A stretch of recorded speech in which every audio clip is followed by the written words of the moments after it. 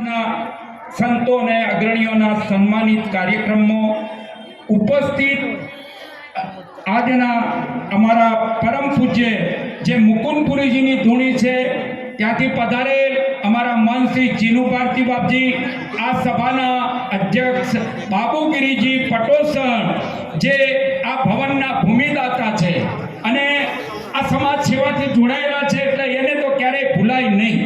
આજે આપણા છ જલાના પૂર્વ પ્રમુખ ભાઈ રતુ ભારતી, અહીં બેઠેલા મહંત શ્રી અમૃતપુરીજી, આ આપણા 5-6 જલાના પ્રમુખ અને એમની ટીમ અહીં ઉપસ્થિત. હું દરેકના નામ અહીંથી અહીં સામેના બેઠેલા પણ 60% લોકોના નામ બોલી શકું એટલું યાદ રાખ્યું છે, પરંતુ આજે સમય મારે વધારે નથી લેવો, આપણે આપણું બીજું કામ કરવું છે. તો અહીં મારો સન્માનીય મંચ અને સામે બેઠેલા તમામ દસનામ ગોસ્વામી સમાજના દરેક ક્ષેત્રમાં આગળ વધીને સમાજને ગૌરવ અપાવતા એવા દસનામ ગોસ્વામી સમાજના ભાઈઓ અને અહીં મારી બેઠેલી માતાઓ, બહેનો અને મારી દીકરીઓ, આજે મારે આ નવા વર્ષે આ કાર્યક્રમ છેલ્લા રતુ ભારતીથી અહીં આ સમાજ સંમેલન કરવાથી એટલો બધો પ્રયત્ન થયો છે ને એ પ્રયત્નથી અહીં સમાજને ખૂબ મળ્યું છે. પરંતુ મારી વાત હું ઘણી વાતો કરીશ, પણ એમાં તમને અનુકૂળ પડે અને સારું લાગે અને બંધ બેસતું હોય એટલું લઈ જજો, અનુકૂળ આવે એવું. અને કદાચ બંધ બેસતું ના પણ આવે, કારણ કે કોઈ પણ સારા કાર્યમાં કઠોર વાત પણ કરવી પડતી હોય છે. જેમ અમિતભાઈએ કહ્યું કે બંધારણનો અમલ કરવો જ પડે. બંધારણનો અમલ ન કરો તો સમાજ શિક્ષિત ન બને, સમાજ આગળ ન વધી શકે અને સમાજ બીજા સમાજોની હરોળમાં જઈ શકે નહીં. એટલે મારે તો સમાજના રીત રિવાજો કોઈ વાતની આગળ વાત વધવી નથી, પણ મારે એક વાતની અમારા અનુભવ ઉપરથી વાત કરું છું કે હું લગભગ 40-45 વર્ષથી મનની ગાદી ઉપર છું. અલા ભાઈ, અમારા મંતો સંતો સમાજની અંદર જ્યાં ગોળ હોય ત્યારે લોણી 4 આવતી હોય. સાંભળો, આમ હું તમને એક દાખલો આપું. 4 લોણી આવતી હોય. અમે કોઈને દિવાળી ઉપર કોઈ આવ્યા જાય ને હાલતા ખૂટતી નથી, કોથળા ભરીને મૂકીએ તો મારે દિવાળી ઉપર મજૂર લાવીને સાફ કરાવવા પડે. આ પરિસ્થિતિ છે. તો તમને પણ હું કહું કે તમે આ લોણીવાળો રિવાજ અમને મંતો સંતોને તો અમારા સેવકો પૈસા આલે, ભેટ પૂજા આલે, દાન આલે, દક્ષિણા આલે એટલે અમને કોઈ વાંધો આવે નહીં. પણ આ ગોસ્વામી સમાજના કોઈને 1 વીઘો હોય, કોઈને 2 વીઘો ભાગમાં આવ્યું અને વાદોવાદ તમે જો ભંડારા કરો, આ કરો તો તમારી કાર્ય છે, તમારી પ્રગતિ અટકે એવું માની રહ્યો છું. અને તમારે કદાચ એક થાળી આવે, એક તાસડું આવે કે એક લોટો આવે, એનેથી તમારા ઘરમાં કોઈ વાસણ ખૂટતા નથી. હવે તો તમે બધા પત્રિકામાં લખો છો કે વાસણ પ્રથા બંધ કરવામાં આવી છે, તો પછી લોણી પ્રથાની તમારે લોણી ક્યાં ખૂટે છે ભાઈ? અને અમારે નથી ખૂટતી, પણ હવે અમારે કેટલાક અમે પ્રયત્નો કરીએ છીએ. અરે તમે આ પૈસાનો સદુપયોગ કોઈ પણ સારી સંસ્થામાં કરો, શિક્ષણની સંસ્થામાં કરો, ગૌશાળામાં કરો. હું તો કહું દરેક સારા જગ્યાએ પશુ પંખીના માટે ચણ નાખો, આવું સારું કૃત્ય કરો એવી અમારી ભાવના છે. એક કોઈ વાસણથી કોઈનું ઘર ભરાઈ જવાનું નથી. એટલે આ તો હું તમારા બંધારણમાં મારો અનુભવ કહું છું. સુધારો કરો એ તો તમારા આગેવાનો કરવાનું છે ભાઈ. એટલે એ વાત ઉપર હું બીજી વાત કરું તો આ શિક્ષણની સંસ્થા છે. તમે લોકોએ છેલ્લા 12 મહિનાથી અહીં કોઈએ આડા દિવસે આવીને જોયું છે ભાઈ? આ સંસ્થાની અંદર બગીચો એક તમને અડધો કલાક બેસવાનું મન થાય. આ સંસ્થાની અંદર એસી હોસ્ટેલ કદાચ કોઈ શુદ્ધ અરે જેને તવંગર સ્વમાજાનો છે એ પણ ચલાવી શકતા નથી એવી એસી હોસ્ટેલ અહીં ભલે 8-9નું શિક્ષણ છે. એનું કારણ અમારા ભાઈ રમેશપુરી અમે બધાય ઘણું મથ્યા છીએ. અમને જ્યારે પૈસાની જરૂર હતી ત્યારે આ સમાજે પૈસા આપ્યા છે. અમે ભીખ માગીને તૂટી ગયા છે. મને બાબુભાઈ કેસરકર કે દોલતપુરી છોકરો આપણો 4 ભણતો હોય અને તમે કેના માટે ભીખ માગવાનો ધંધો કરો છો? પણ કહ્યું કે જે શિક્ષણ છે એક પરબ છે. આપણે ગમે તેના વિદ્યાર્થીને ગમે તેના સમાજને ભણાવીએ પણ એક પરબનો ધંધો છે આપણે સ્વીકાર્યો છે. આજે 2000 થી માંડી 2025 સુધી આપણા સમાજનું ઉદ્ઘાટનને 25 વર્ષ થયા છે. આપણે સ્કૂલ ચલાવીને 25 વર્ષ થયા છે. તો અમે સમગ્ર બનાસકાંઠા દસનામ ગોસ્વામી કેળવણી મંડળ એક રજત જયંતિ વર્ષ 25 વર્ષ પૂર્ણ થયા છે. એની સાથે સાથે તમને મારે ગૌરવ સાથે કહેવું પડે કે શ્રી બનાસકાંઠા દસનામ ગોસ્વામી સમાજ કેળવણી મંડળને પણ 1970 ની અંદર આમાંથી ગણ્યા ગઠ્યા બાબુગીરીજી, કેશવગીરીજી, ભાઈ માણેકપુરીજી આવા ગણ્યા ગઠ્યા માણસો દ્વારા અમે જે કેળવણી મંડળની કેટલાય માણસો ભગવાનના ઉપરવાસ થયા છે, કેટલાય એ ઉપસ્થિત રહી શક્યા નથી. તો એવા હજુ લગભગ હાલના તબક્કે બહુ જૂથ ગણ્યા ગઠ્યા 5-6 આગેવાનો એ પ્રત્યેના અમે આગેવાન છે અને અમને તમારા આશીર્વાદ છે કે આ 71 વર્ષે આ સમાજની 49મા વર્ષે પણ હું સેવામાં કામ કરી શકું છું. અને આજે મારો નિયમ છે મારે 51 વર્ષ સુધી આ સમાજની જુદા જુદા ક્ષેત્રોમાં સેવા કરવી છે. એ તો મને સહકાર આપજો. તમારું ક્યાંય માથું નીચું ન થાય, તમારું ગૌરવ થશે કે બનાસકાંઠા જિલ્લા જેવો કોઈ જિલ્લો નથી. પણ અહીં ક્યાંક જો કોઈનો હાથ નહીં પકડો, સાથ સહકાર નહીં આપો, ટાંટીઓ ખેંચવાનો તમે પ્રયાસ કરશો તો ક્યાંક કામ તો થવાનું જ. પણ એની અંદર જે સોનામાં સુગંધ મળતી હોય એ થોડીની ઉણપ રહે.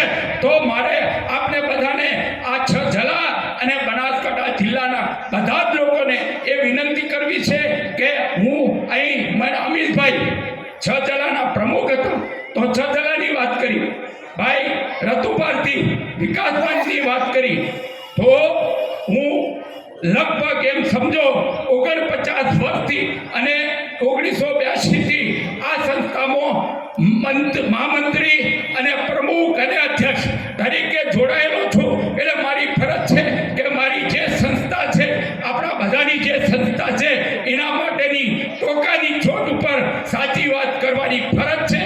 તો આ 25 વર્ષ એને પૂરા થયા છે અને કેળવણી મંડળને આવતા વર્ષે 50 વર્ષ પૂરા થશે. તો આપણે સુવર્ણ જયંતિ અને રજા જયંતિ આખા જિલ્લાની 6 જિલ્લાની નહીં પણ આ પટાંગણમાં સામે આપણે ઉજવીશું. એટલે હું સમાજલક્ષી આપને આ વાત કરું છું. અહીં તમને હું કારકિર્દીની વાત કરું તો આ સંસ્થાની અંદર 2000 થી માંડી 2025 સુધી 816 આપણા વિદ્યાર્થીઓ દસનામ ગોસ્વામીના ભણીને ગયા છે. આ ગૌરવની વાત છે. નાનો સમાજ છે. હમણાં રમેશપુરી કહ્યું કે અમારો આટલો સમાજ છે. અરે ભાઈ કંઈ મેળવવું હોય તો કહો આટલો મોટો છે. એટલે આપણે કોઈ દાડો નાના થવું જ નહીં. આપણે તો મોટા છીએ. આપણી સાથે સમગ્ર સમાજો જોડાયેલા છે. એટલે ગામમાં એક બાપજી હોય ને તો અડધું ગામ તો આપણા હાથે હોય, અડધું પેલા કોઈ ચૌદશીઓ હોય એના હાથે હોય. તમે સમજો એટલે આપણે તો ખૂબ મોટા છીએ બાપુ. એટલે આપણે આપણી નીચતા તો ક્યારે નાનપણ તો ક્યાંય દેખાડવું જ નહીં.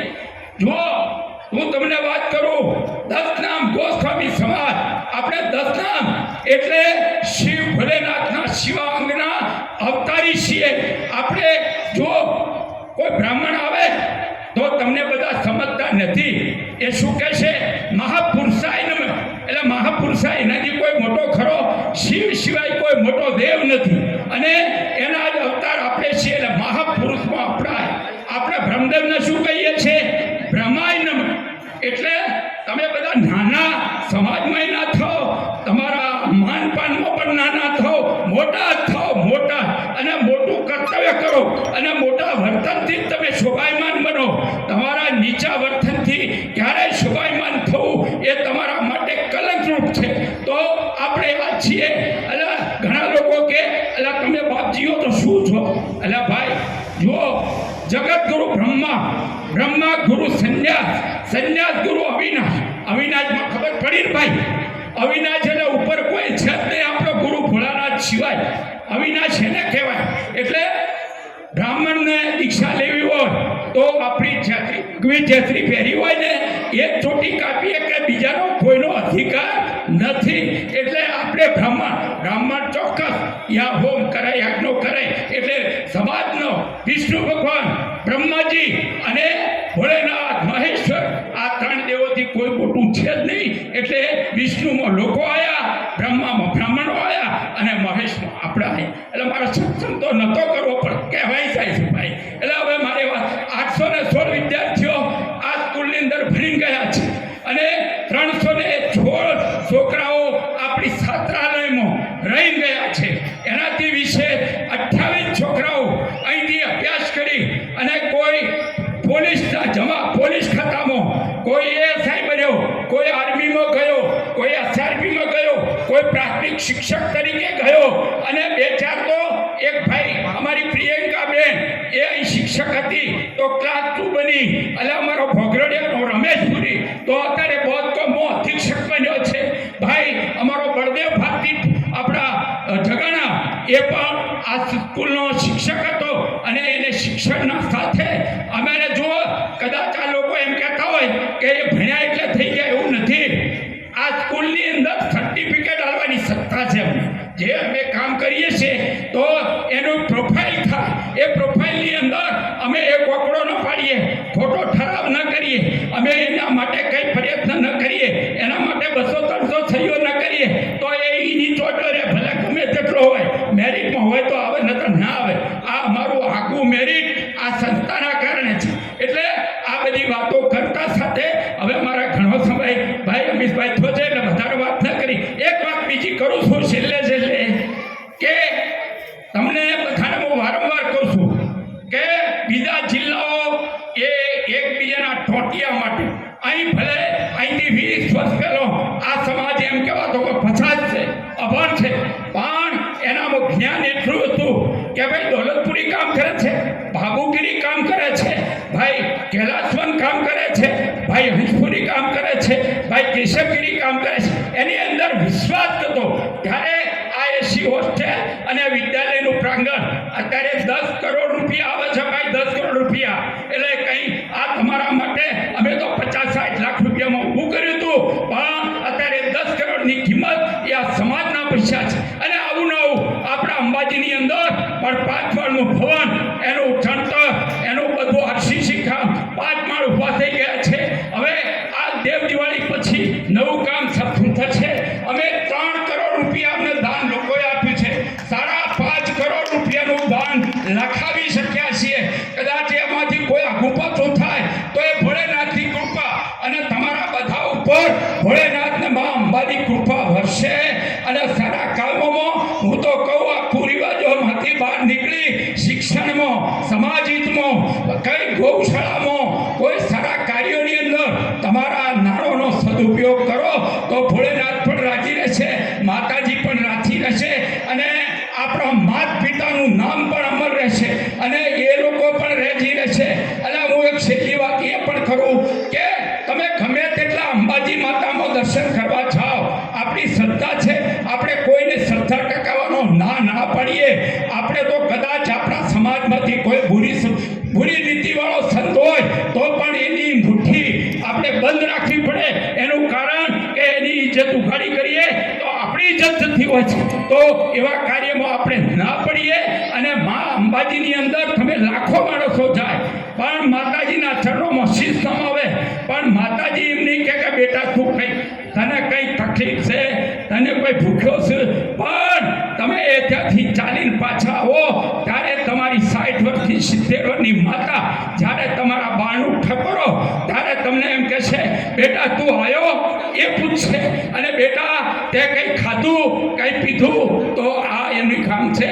અને સંતોની ભૂમિકા એ છે કે તમે તમારી જિંદગીમાંથી થાકી ગયા હો અને તમે તમારો આપઘાત કરવા નીકળ્યા હો, તમારું કાળચક્ર તમારા ઉપર ફરી રહ્યું હોય, પણ તેમ છતાં તમે દેવના આરાધનામાં જાઓ તો કલાક 2 કલાક જેટલી વાર રહો એટલી શાંતિ મળે. પણ તમે સંતની ઝૂંપડીએ જાઓ અને સંત તમારી સાચો સંત હોય તો તમારી નીતિ તમે શા માટે આવ્યા એ ઓળખી શકે. અને ઓળખી શક્યા પછી એમ કે બેટા તું 2-3 દિવસ રોકાઈ જા અને તારો હું પ્રશ્ન સોલ્યુશન કરશું. તો ભાઈ એના માથે આવેલું કાળચક્ર પણ સંતોના આશીર્વાદથી, અને સંત એટલે આપણે બધા પણ સંત જ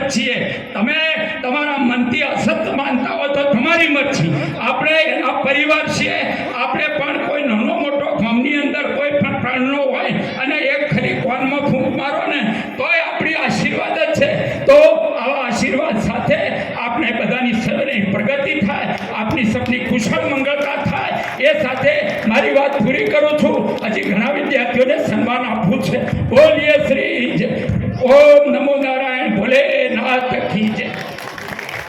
આભાર બાપજી.